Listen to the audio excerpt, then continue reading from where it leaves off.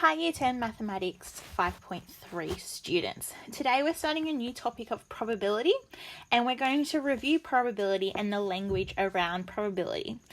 So, probability, or P bracket E, is the chance of an event happening. This will be a number from 1 to 0 and it can be expressed as a fraction, a decimal, or a percentage. Theoretical probability is the likelihood of an event occurring under ideal circumstances. E.g., the probability of rolling a 6 on a normal dice has a theoretical probability of 1 over 6, or a sixth. Experimental probability is the predicted chance of occurrence using the relative frequencies taken from a chance experiment. Subjective probabilities are probabilities based on opinions or judgments. The sum of probabilities of all possible outcomes is always 1 or 100%. The sample space is the set of all possible outcomes, e.g. 1, 2, 3, 4, 5, 6 on a normal dice. And we use these brackets here, so like curly brackets, when we're talking about a sample space and when we write a sample space. Choosing at random is choosing in a way that does not affect the likelihood of any outcome. A trial is one case of carrying out a chance experiment, e.g. spinning a spinner. Equally likely outcomes are present where each of the outcomes has the same chance of occurring.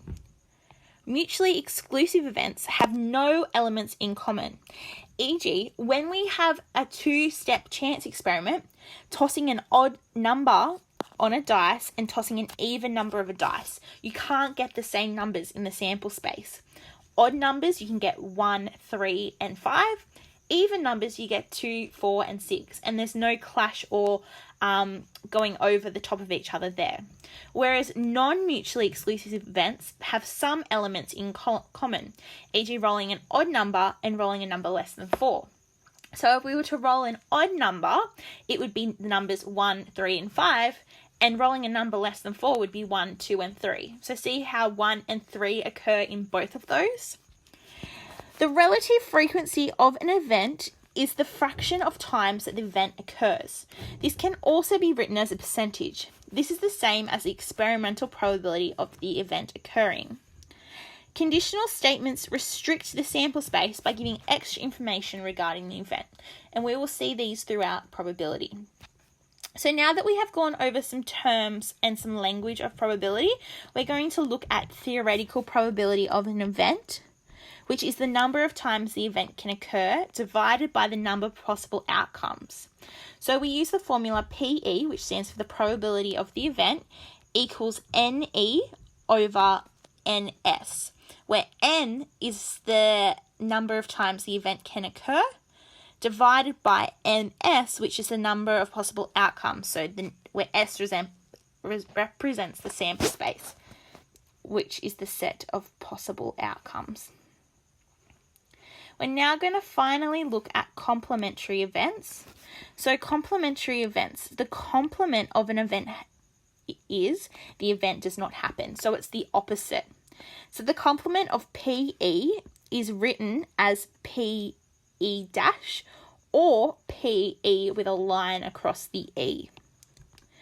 So two events are complementary if the sum of their probabilities is 1. So two events are complement if the sum of their probabilities is 1. So if PE plus the complement of PE equals 1, or we have that the complement of PE equals 1 minus PE. Okay, now we're going to have a look at some examples to do with probability that you will see similar ones in the exercise that we're doing today. So Georgia has a pear, an apple, and an orange. She randomly selects one piece of fruit. We're going to describe the chance of the following events using the words certain, likely, even, unlikely, or impossible. So what is the probability that Georgia selects a banana? So if we look back in the question, Georgia is only going to Georgia has a pear, an apple, and an orange. There's no banana there. So the word that we're going to use to describe Georgia selecting a banana is impossible because she has no bananas to choose from. the chance that Georgia selects an orange, well, she has an orange there. She has a pear, an apple, and an orange. So it's unlikely that she's going to pick the orange because there's 3 things that she could pick.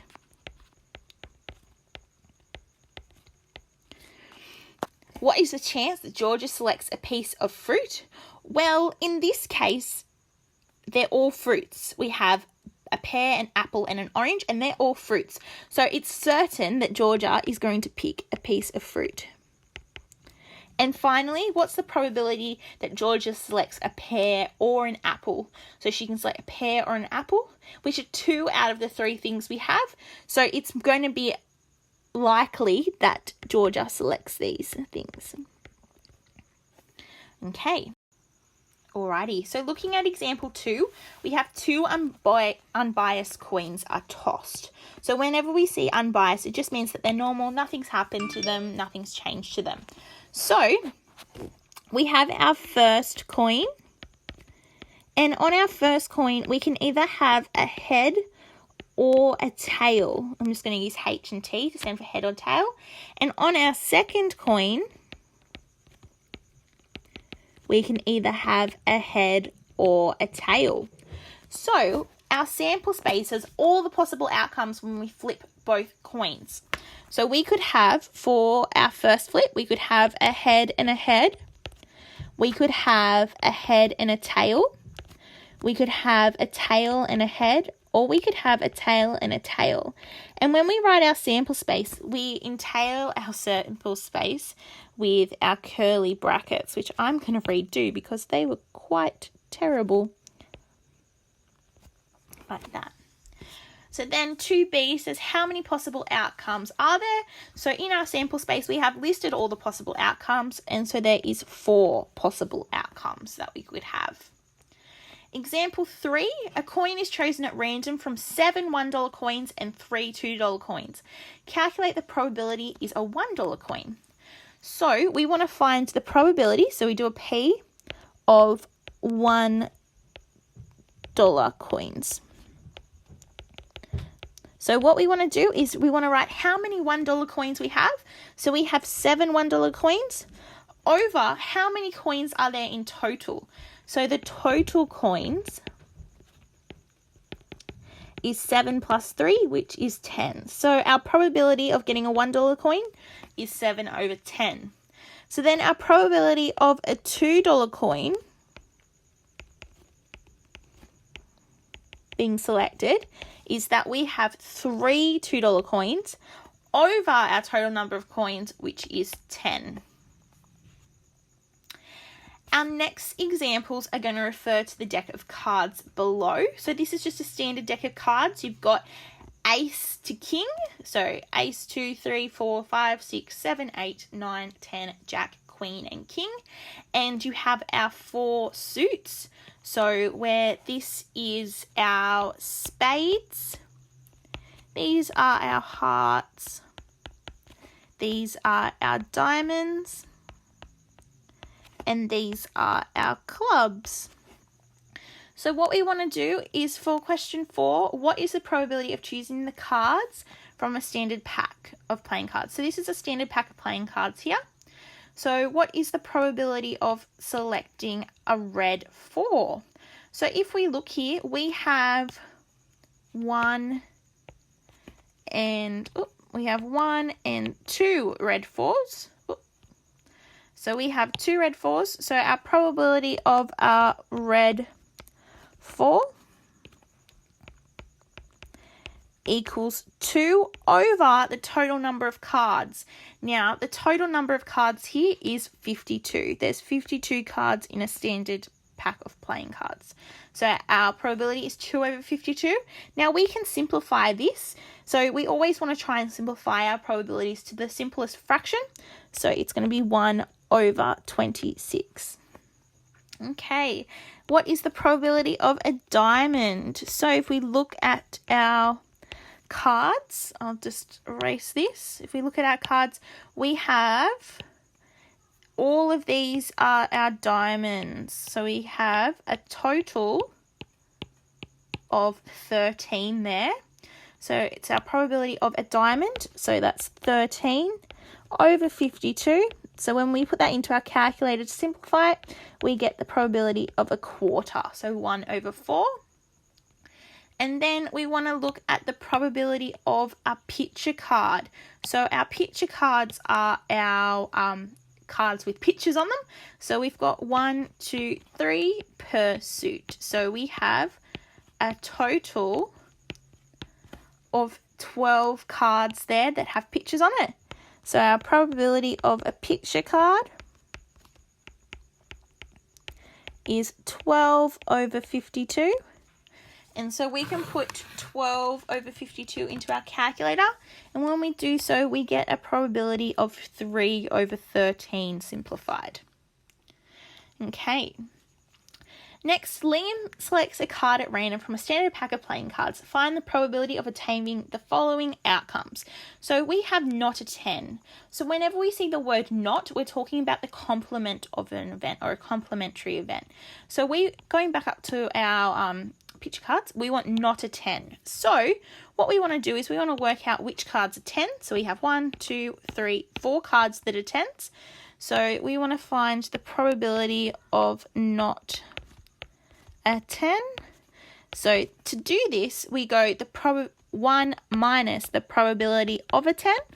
So it equals 1 minus the probability of a 10 is the 4 over 52 because we have 4 10s out of 52 cards. So then we just go 4 over 52 in 1 minus 4 over 52 into our calculator, and we get a probability of 12 over 13 for the probability of not a 10. Okay, find the probability of obtaining not a black jack. So if we look back up at our cards, so we want not a black jack. So the cards that are black and a jack is this one here and this one here. So there's 2 of those. So what we want to do is we want to find the probability of not a black jack. So that equals 1 minus the probability of a black jack. So that equals 1 minus, we had 2 of those, so 2 over 52. So we go 1 minus 2 over 52 into our calculator, and we will get the probability of 25 over 26 as our probability for not a black jack. And now we want to find the probability of not a picture card. So probability not a picture card. So we will go, to do this, we go 1 minus the probability of a picture card. And if you remember, we did that we found the probability of a picture card up here in 4C. So we want to go 1 minus the probability of a picture card. So we'll go 1 minus, we know the probability of a picture card equals 3 over 13.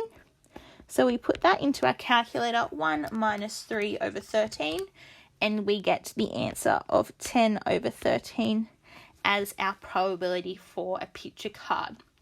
Now that is the end of the examples for this lesson. Just a reminder, when you are doing the questions by yourself, make sure that you do show this amount of working out.